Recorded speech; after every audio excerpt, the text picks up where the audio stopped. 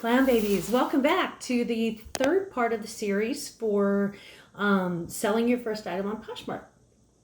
I hope you've enjoyed it so far. I hope you found it informative. And today we're going to tell you what to do with offers, and we're going to close that sale and tell you how to ship.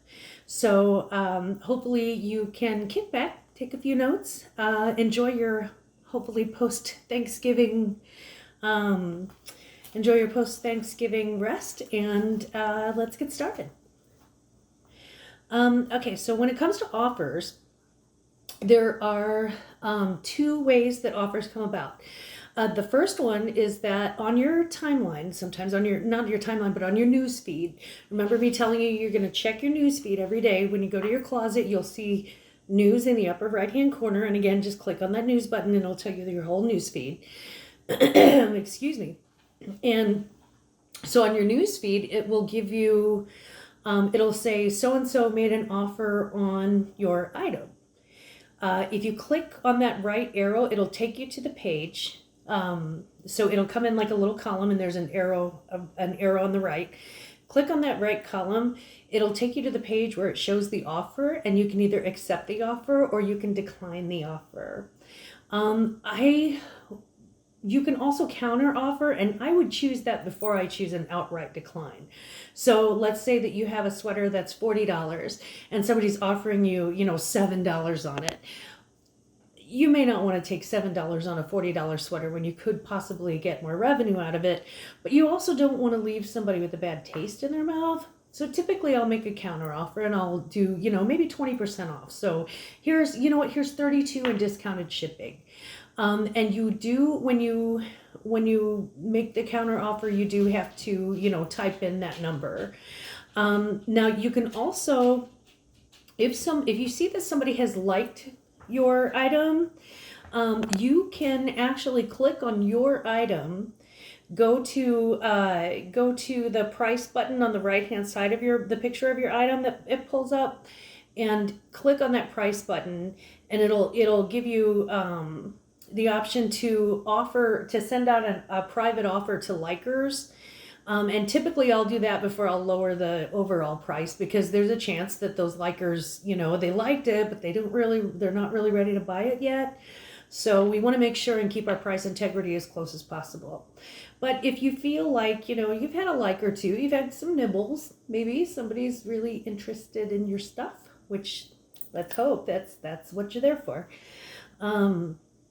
So if somebody is really interested in your stuff, you can, again, go to the picture of your stuff, click on the listing. It'll pull up a full page with the picture on it, and it'll give you the option to change the price. So you change the price, you click on that little price button to the right of it, and you can send an offer to all likers. And typically it depends on the piece. I would do typically a 20% off discount, and they do make you do either free or discounted shipping. We talked about this a little bit before. Well, I'll just reiterate because it's important. Any discount or free shipping that you give, you're responsible to pay for. And that doesn't mean that you get to print up your own label or anything like that. It means that through Poshmark, you owe them either $7.11, or you owe them the difference between $7.11 and $4.99, which is $2.12 for the item. So remember that, that's going to be taken out before you even get the fees. So I usually offer discounted shipping of $4.99. Unless I have an item that's over $100. And there are some items that you can list over $100, specifically like name brand high-end designer things. So in a typical case of like a $40 sweater or $20 sweater, something like that, where I'm giving 20% off, I'll do the $4.99 shipping almost always.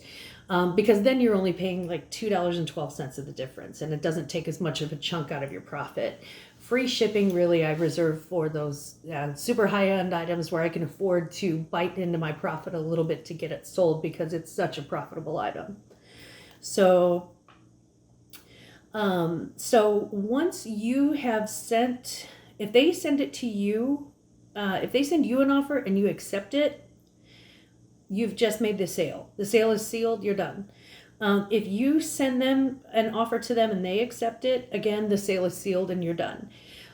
Now, before you ship it out, you have to wait 3 hours, because Poshmark's policy on cancellations is that once they accept it, or once you accept it, they have 3 hours to change their mind and cancel. And that it's rare for that to happen. It hasn't happened to me. It's happened to a few shippers that I've talked to. But again, it's extremely rare for somebody to change their mind. But you never know, so you always want to wait that 3 hours. Once it's done with 3 hours, it's time to ship your item. And this is where it gets fun. Poshmark will send you a notification in your news feed, but it'll also send you a notification that you sold in your on your email. So in my particular instance, I usually just forward it from my email to my husband's, because it's connected to the our laptop and I can print it up. If it's on your news feed and you're using your phone, or if it's on an email and you're using your phone, you need to find a way to transfer that from your phone to a printer. So if you don't have a printer, a lot of public libraries, actually, you can kind of, just hook your phone into their system and print up. Or you could go to a Kinko's and print it up, I guess. But if you don't have a printer, or just find a friend who's got a printer, come call Glamma. I got a printer. We'll take care of you. So, what you'll want to do is print up that, not the email body itself, but it'll have a shipping label attached, and that you do want to print up.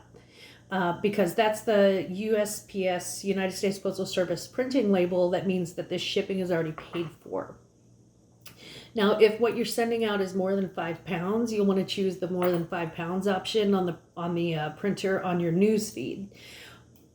But 9 times out of 10, when you're selling clothing, it actually takes a lot to get 5 pounds. I mean, I sold like a Harley boots and 2 pairs of jeans in one order, and it still wasn't a whole 5 pounds, and Harley boots are heavy. So that one worked out pretty well. So you're going to want to print your shipping label. You don't have to have the sticky back printer stuff. That's kind of a pro thing to me. It's, when I go, again, when I take my closet full time, it's something that I'm going to have to really think about investing in, are the sticky back labels, because it in the end, it saves a lot of paper, and it does save you from having to tape every single label. For now, I'm a part-time seller too. So for now, what I do is if I print it up on regular computer paper, and then I cut it out, and then I just tape it on the front of the box or the package.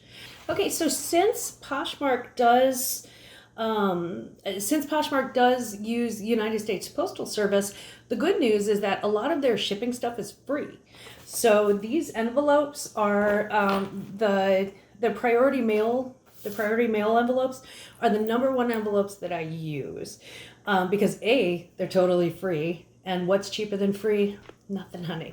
And B, it's got a nice little blank space right there where you can just, pop the little shipping label. Also, most pieces of clothing will actually fit in here, believe it or not. So to pack up my clothing, what I do, for example, I have a Carhartt shirt that I just sold. Cute shirt too. Cute shirt. Anyway, so with the Carhartt shirt, what I did was, when I got it out of the dryer, and yes, I do wash and dry before I send, I want them to be as fresh as possible. So when I got it out of the dryer, I folded it nicely, and then I put it inside of a clear poly bag. Now, a poly bag is something, it's just like a clear bag, and you can put things inside it. You can fold it in half, and it's got like a little removable glue strip. Those I do buy, and you can buy those relatively inexpensively, maybe $25, $35 on Amazon, just depending on, who you get it from. And so I use those to seal the bag, to seal up the item before I put it in the envelope. You can also use if you're just now getting started, you can use a giant Ziploc bag. Works just fine. If you don't have a bag, or I wouldn't use like a store bag really. I would probably just, wrap it nicely in tissue paper. So before I put this Carhartt shirt into the bag, what's going to happen is I am going to actually wrap the folded shirt in white tissue paper. I ordered some thank you stickers. Not necessary, but I like to add that little extra special touch. I'm going to take that folded and with the thank you sticker on the front, they're so cute. And I'm going to put that in the little clear plastic poly bags that I ordered and seal them up. I'm going to fold it over and seal it up. Or in your case, if you are using a Ziploc bag, you simply want to fold it over in the tissue paper, put it in the Ziploc bag, and seal it up. Before I seal it up though, I do always put in either a thank you note or a thank you gift, sometimes both, just depending on, what I've got available in my closet that day, because sometimes you're between reorders. So in my particular case, I order Purell. I order Purell or some other type of 2-ounce hand sanitizers, and I can order them in bulk. And again, because I'm gearing up for full time, it's important that I get, quality thank you gifts if I'm going to be sending thank you gifts out. But here's a secret. When I first started, broke as a joke, and what I first started using in August and September were items from the jewelry jars that I bought. Because why not? So if I sold a blouse, I would find an item that I think would go well with the style of that blouse or with the color of the blouse. If I sold some jeans, maybe I'd sell like a little leather wristlet, or, I had a couple of things that were like beaded bracelets, necklaces, things like that I thought were cute. Or I'd send maybe some cute earrings with it. So I always like to send a little something extra, just to kind of maybe make me stick out in their minds a little more when they're looking to shop again. Not something that you have to do, but if you're not going to do a thank you gift, please make sure you do a thank you note. And we talked about thank you notes on my 50th birthday. So just to reiterate, it doesn't have to be a thank you card. If you can't afford to buy thank you cards, that's okay. Most people can afford to go to the dollar store and get some colored paper, like a stack of colored construction paper, and just cut out little squares and write, "Thank you so much for your purchase. I hope you enjoy it." And then sign your name, and you've made a thank you. The important thing is that you recognize the people's contribution to your bottom line. It really is important that you say thank you. So I'll put the thank you, whatever I'm doing, whether it's the card or the gift or both. I'll put those in your case, plastic bag, or, whatever, a poly mail or whatever we're sending in it. And then I'll fold that up, and then I'll take that folded thing and put it inside of here. And once I slide it inside of here, if it fits, they will send it. So it doesn't matter how poofy this thing is. If you can close it, they will send it, honey. Yes. And then you just tape the mailing label on the front. And again, this is the mailing label that they have emailed you. All you have to do is print it out, cut it out, and tape it on the front with regular Scotch tape.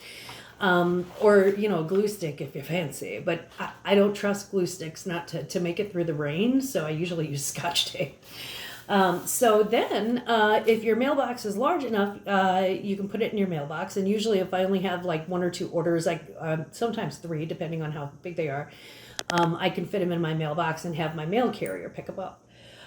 You can't call and schedule and arrange for them to come pick it up, but it's